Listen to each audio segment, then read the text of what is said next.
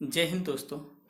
जैसा कि आपको पता है, आरआरबी एनटीपीसी की टाइपिंग 12 अगस्त को 4 शिफ्ट में होने जा रही है और आज हो गई है 9 तारीख, यानी हमारे पास 9-10 2 दिन बचे हैं टाइपिंग करने के लिए।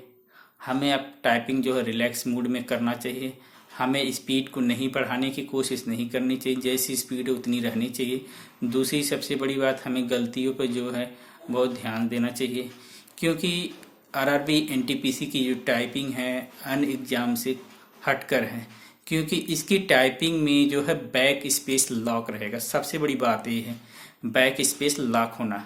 इसीलिए हम लोग जो है जब भी एग्ज़ाम सेंटर में जाएंगे अपने आप को रिलैक्स रखेंगे। पहले 1 मिनट हम टाइपिंग जो हमारा प्रैक्टिस सेशन होगा उसके लिए हम धीरे धीरे टाइपिंग करेंगे। उसमें हमें तेज़ी करने की कोई आवश्यकता नहीं है, क्योंकि उससे हमारा रिजल्ट तो आना नहीं है। दूसरी सबसे बड़ी बात है उसमें ए से जेड तक जो लेटर हैं उनको टाइप करना है, ताकि ऐसा हो कि कोई लेटर ऐसा ना हो कि वो टाइप हो रहा है कि नहीं हो रहा है, ये भी पता चलेगा। कीबोर्ड कैसा चल रहा है इसके बारे में भी पता चलेगा। दूसरी सबसे बड़ी बात है कामा और फुल स्टॉप। कामा और फुल स्टॉप को भी चेक कर लेंगे।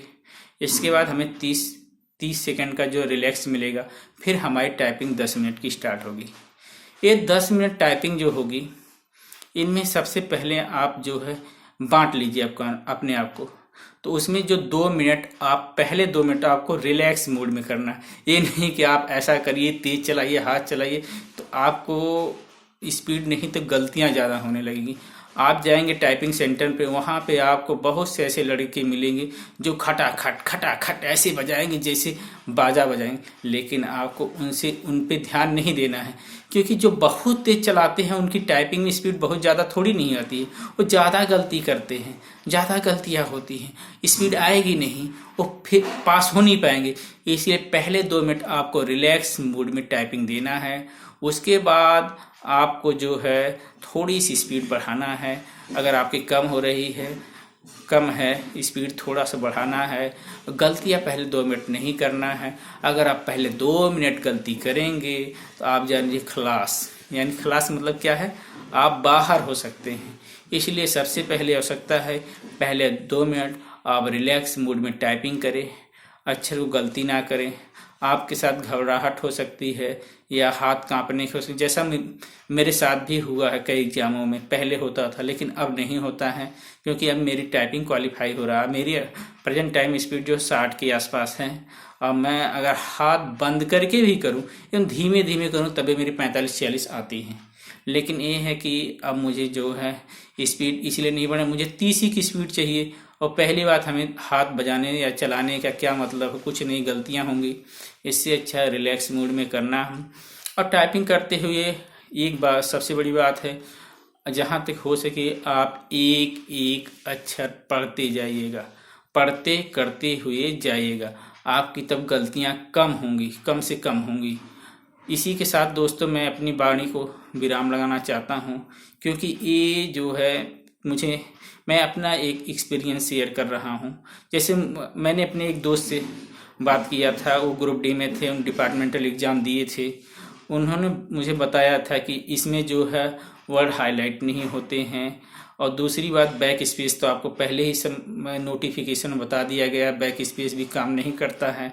इसीलिए आपको जो है हाईलाइट नहीं होगा जो वर्ड।